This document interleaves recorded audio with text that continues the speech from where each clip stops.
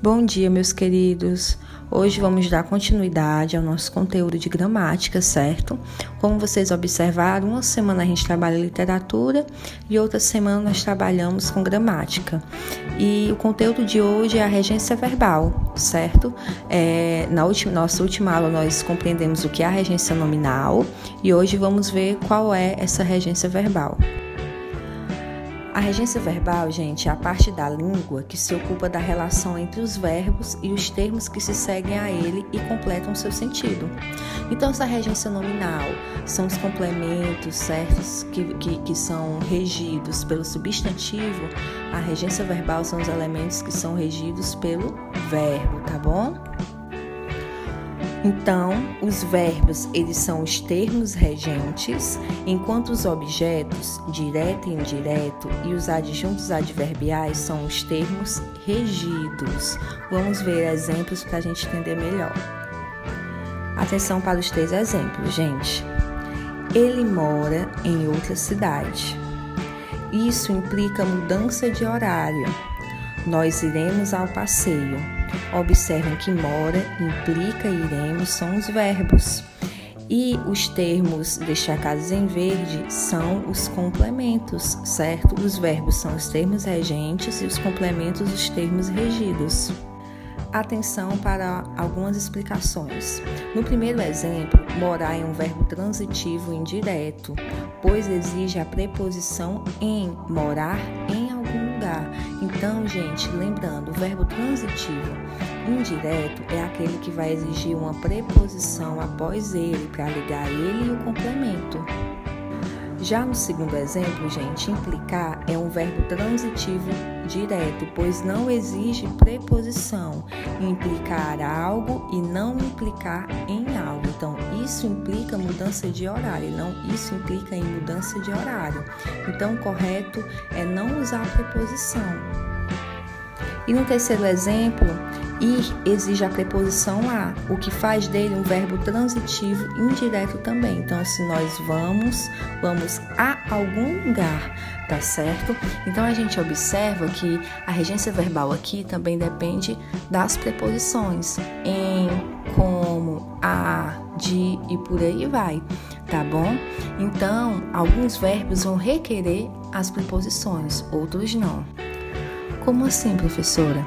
Certo? Gente, os verbos transitivos indiretos, eles exigem preposição e os diretos não exigem preposição, certo? Como é que vocês vão saber disso? Através da experiência de vocês, verificando em dicionários, através da leitura, mas a seguir vamos ver o exemplo de alguns verbos, tá bom? O primeiro verbo que utilizamos bastante, o verbo assistir. Observem, gente, que o verbo assistir, ele tem 3 sentidos diferentes. E aí, a partir desses 3 sentidos, é que nós vamos saber a regência. Então, isso confunde um pouco a nossa cabeça, exatamente por causa disso. Não é apenas uma regência para esse verbo, são regências diferentes exatamente por causa do seu sentido, que é diferente. Com o sentido de ver, ele vai exigir preposição. Que tal assistirmos ao filme, certo? Então, assistirmos ao filme, assistir, de ver. No segundo exemplo, com o sentido de dar assistência, não exige preposição. Dar assistência como assim, professora? De ajudar alguém. Sempre assistiu pessoas mais velhas, ou seja, sempre ajudou pessoas mais velhas. Com o sentido de pertencer, exige preposição. Assiste aos prejudicados o direito de indenização, ou seja, pertence aos prejudicados.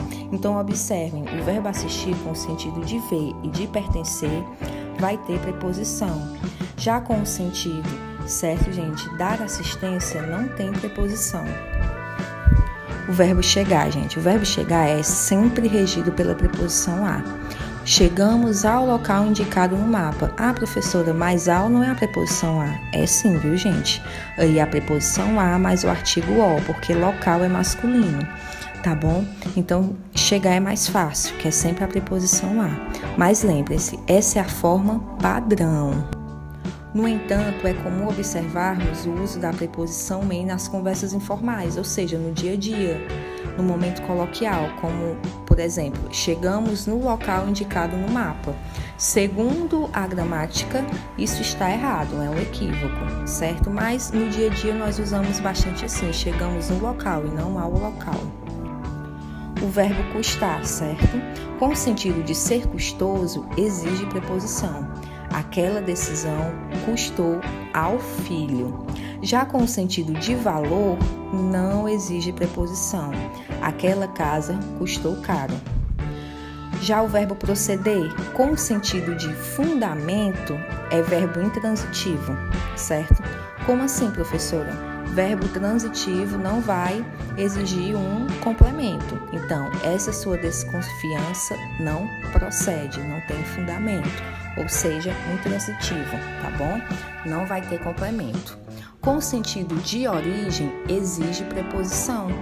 Essa sua desconfiança procede de situações passadas, ou seja, tem origem de situações passadas.